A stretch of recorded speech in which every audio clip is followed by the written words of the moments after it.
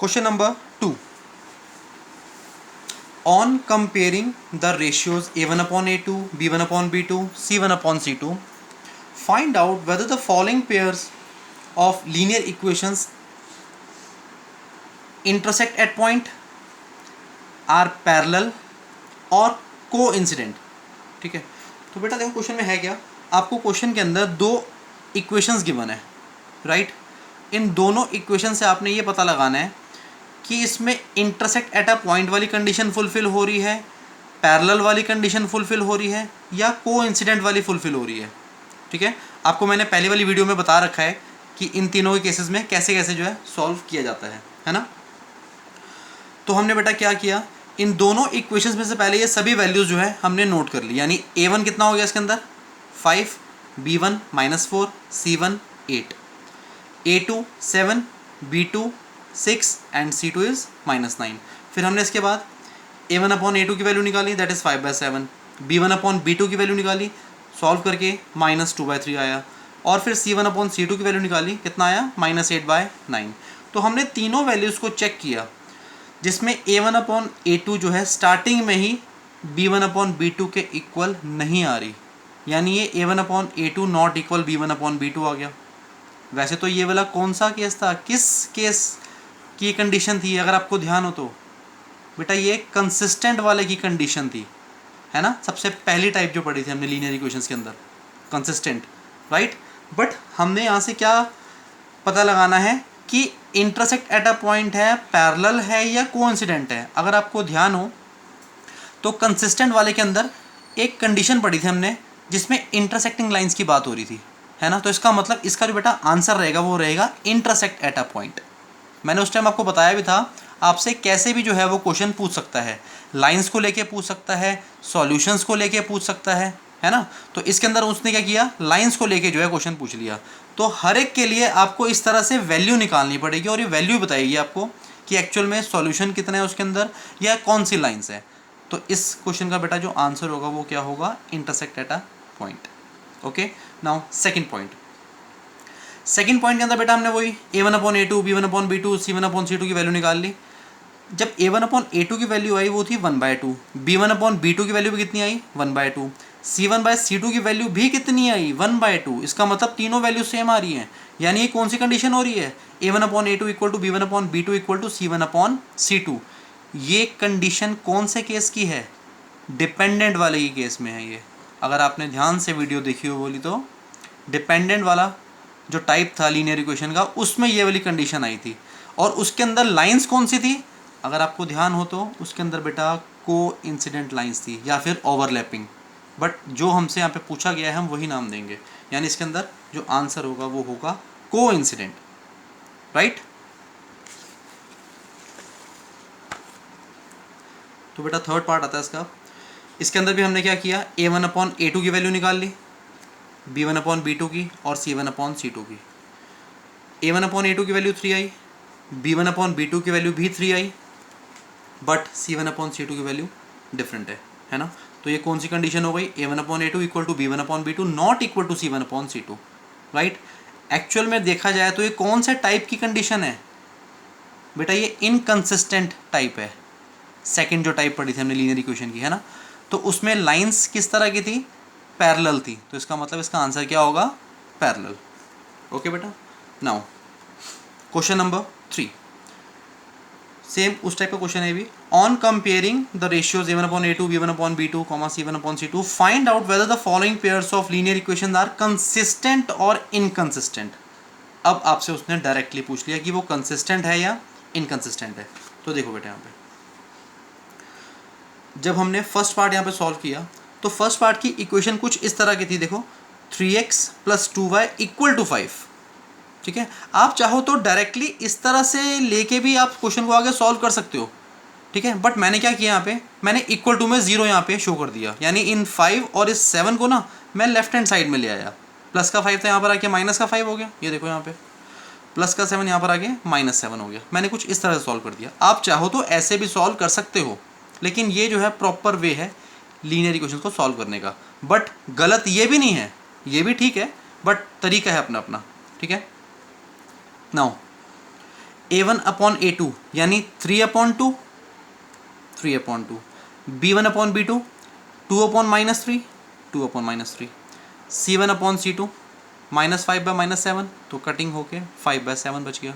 ठीक है, तो तीनों वैल्यूज़ आप देखो, यानी हमने स्टार्टिंग में ही देख लिया कि A1/A2 जो है नॉट इक्वल आ रहा था B1/B2 के। इसका मतलब क्या हो गया, ये कंसिस्टेंट हो गया, सिंपल, राइट। तो इस तरह के क्वेश्चन बेटा 1 मार्क्स में जो है पूछे जाते हैं। सो सेकेंड पार्ट बेटा वो भी कुछ सेम ऐसा ही था। A1/A2 की वैल्यू निकाली 1/2 आई, B1/B2 की value B1/2 I, but C1/C2 की वैल्यू डिफरेंट थी, यानी A1/A2 इक्वल था B1/B2, नॉट इक्वल था C1/C2 के। तो ऐसे केस में क्या होता है, इनकंसिस्टेंट होता है। ठीक है, थर्ड, तो बेटा थर्ड इक्वेशन को देखो, थर्ड पार्ट में इसमें जो इक्वेशन है इसमें डिनोमिनेटर्स भी आ रखे हैं, है ना।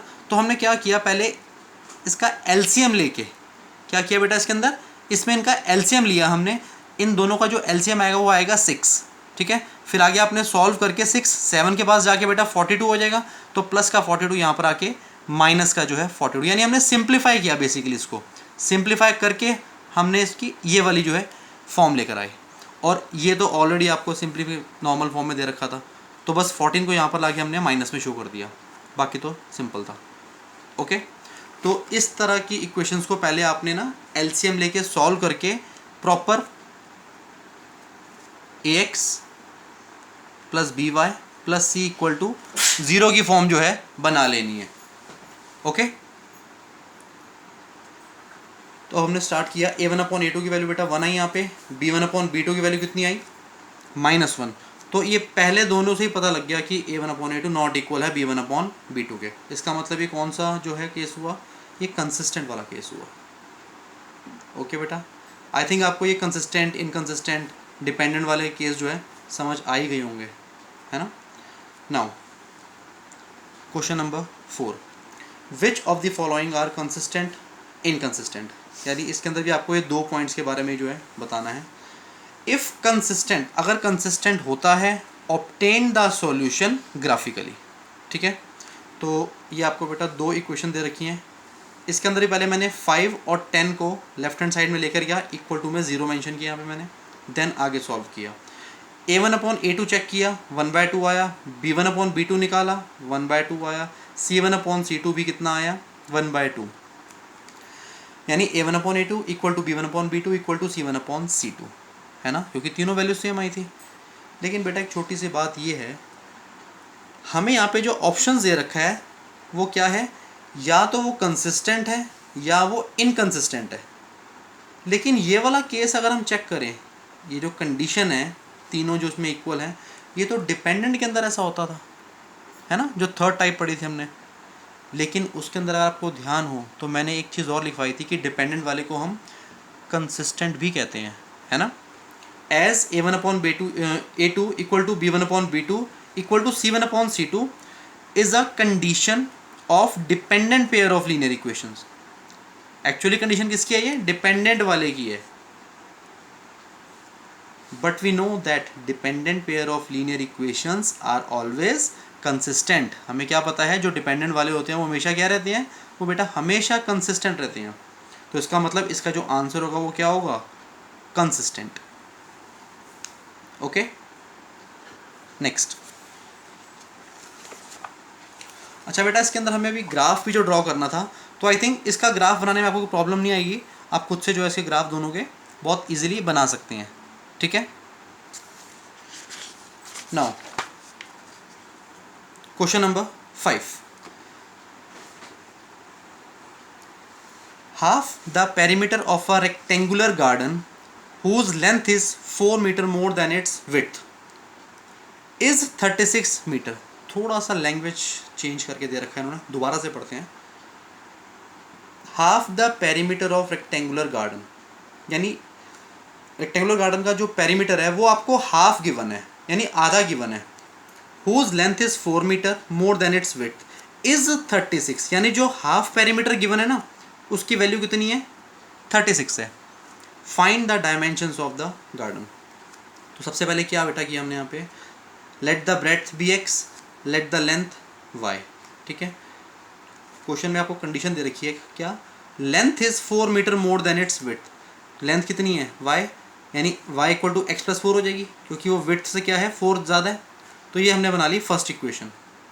ओके, सेकेंड कंडीशन आपको क्या गिवन है, पेरीमीटर का जो हाफ है वो कितना दे रखा है 36। तो यहाँ पे हमने क्या किया, half into perimeter of garden equal to 36, है ना। ये 2 को जब क्रॉस मल्टीप्लाई करके वहाँ लेके जाएंगे तो ये कितना हो जाएगा, 2 इंटू 36 72, और पेरीमीटर का फॉर्मूला लगा दिया यहाँ पे। ठीक है बेटा, अब नेक्स्ट स्टेप क्या किया, इसमें लेंथ की जगह y पुट किया और ब्रेड्थ की जगह पे x पुट किया। ओके, नेक्स्ट y की वैल्यू बेटा यहाँ पे x प्लस 4 पुट की, क्योंकि यहाँ पे y इक्वल टू क्या था x प्लस 4, और प्लस x का x as it is equal to 72। अब इसको हमने सॉल्व किया, यानी 2 से कट किया 36 आ गया यहाँ पे। अब सॉल्व करने के बाद बेटा x की वैल्यू कितनी आ गई हमारे पास 16। ओके, अब इस x की वैल्यू 16 को हमने कहाँ पुट करना है, इक्वेशन नंबर 1 के अंदर, यानी यहाँ पे। तो यहाँ 16 प्लस 4 करेंगे तो y कितना आ जाएगा 20। इट मीन्स ब्रेड्थ आ गई 16 मीटर और लेंथ आ गई 20 मीटर। तो बेटा क्वेश्चन में आई थिंक कोई डाउट नहीं होना चाहिए आपको। ठीक है, इजी क्वेश्चन था बहुत, बस लैंग्वेज थोड़ी सी इसमें थोड़ी चेंज करके दे रखी है। Right, now question number 6।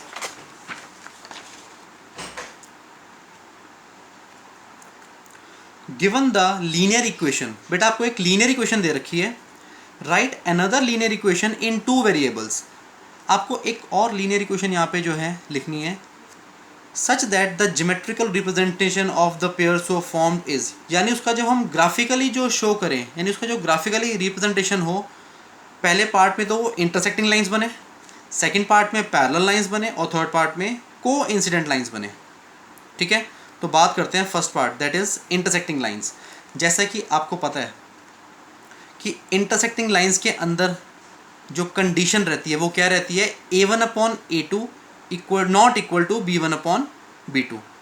यहाँ मैंने एक छोटी सी लाइन लिखी है, देखते हैं क्या है ये, to find another pair of linear equation such that their geometrical representation formed intersecting lines it should satisfy, यानी एक और लाइन लीनियर इक्वेशन फॉर्म करने के लिए जिससे कि उनका जो रिप्रेजेंटेशन हो ग्राफिकली वो क्या हो, इंटरसेक्टिंग लाइंस फॉर्म करे, है ना।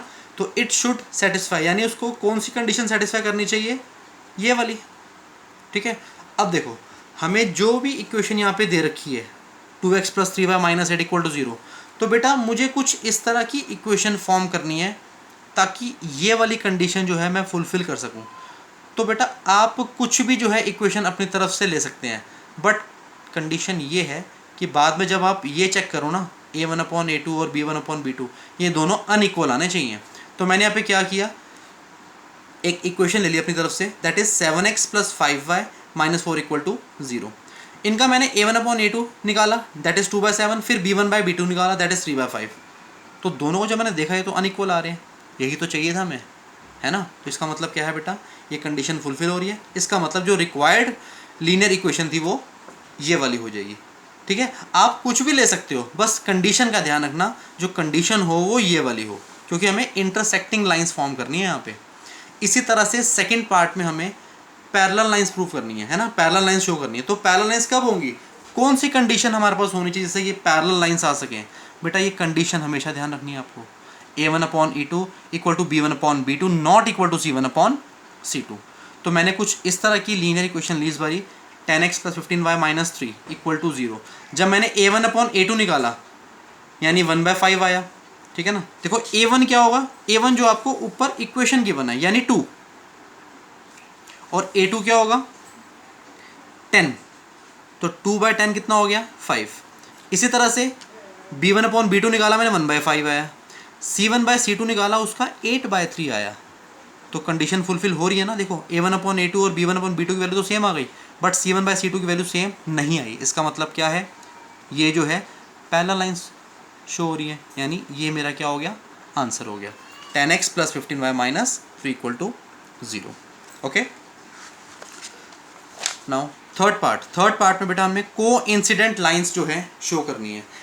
को इंसिडेंट लाइंस के लिए जो कंडीशन रहती है वो ये रहती है, तीनों इक्वल होते हैं, ये तो पता ही है आपको, है ना। तो मैंने ले लिया 6x + 9y - 24 = 0। फिर जब a1/a2, b1/b2, c1/c2 निकाला तो तीनों की वैल्यूज़ देखो सेम आ रही है एग्जैक्टली, है ना। तो इसका मतलब क्या है, ये कंडीशन फुलफिल हो गई, इट मीन्स ये मेरा आंसर हो गया। यही तो निकालना था।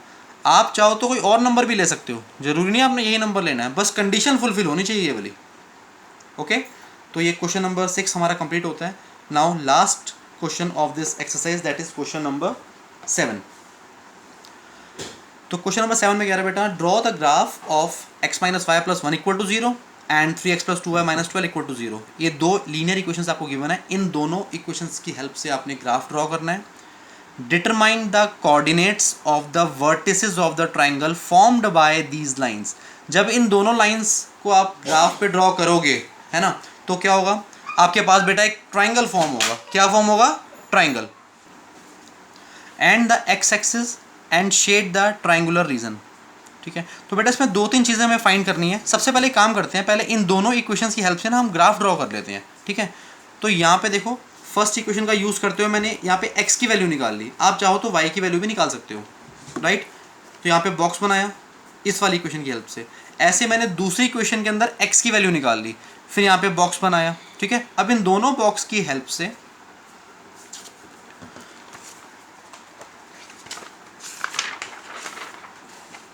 बेटा यहाँ मैंने बनाया ग्राफ, राइट। यहाँ मैंने क्या बना दिया, ग्राफ। तो ये फर्स्ट और ये सेकंड दोनों इक्वेशन यहाँ मेंशन कर दी मैंने। अब देखो ये पोर्शन आप क्लियरली देख पा रहे हो कि ट्राइंगल बन रहा है। तो आपने फर्स्ट जो इसमें फाइंड करना है वो ये करना है, जो भी ट्राइंगल फॉर्म हो रहा है इन दोनों लाइंस के इंटरसेक्शन से, है ना, उसके तीनों क्या निकालने हैं आपने, वर्टिसेस निकालने हैं, जो कॉर्नर्स है 3। तो फर्स्ट हमने ए नाम दे दिया, दैट इज़ 2,3, बी नाम दे दिया माइनस का 1,0 और सी है 4,0। यानी फर्स्ट हमें क्या निकालना था, coordinates of the vertices of the triangle A B C, मैंने यहाँ पे नोट कर दिया। ओके, सेकंड बेटा हमने ये निकालना था जो एक्स एक्सिस के ऊपर, जो एक्स एक्सिस के ऊपर 2 पॉइंट्स आ रहे हैं वो भी मेंशन करने हैं आपने। कौन कौन से आ रहे हैं, माइनस का 1,0 और 4,0, राइट। और थर्ड हमें जो यहाँ पे फाइंड करना था वो ये करना था कि आपका जो भी ट्रायंगुलर रीजन फॉर्म यहाँ पे हो रहा है उसको आपने प्रॉपर क्या करना है बेटा,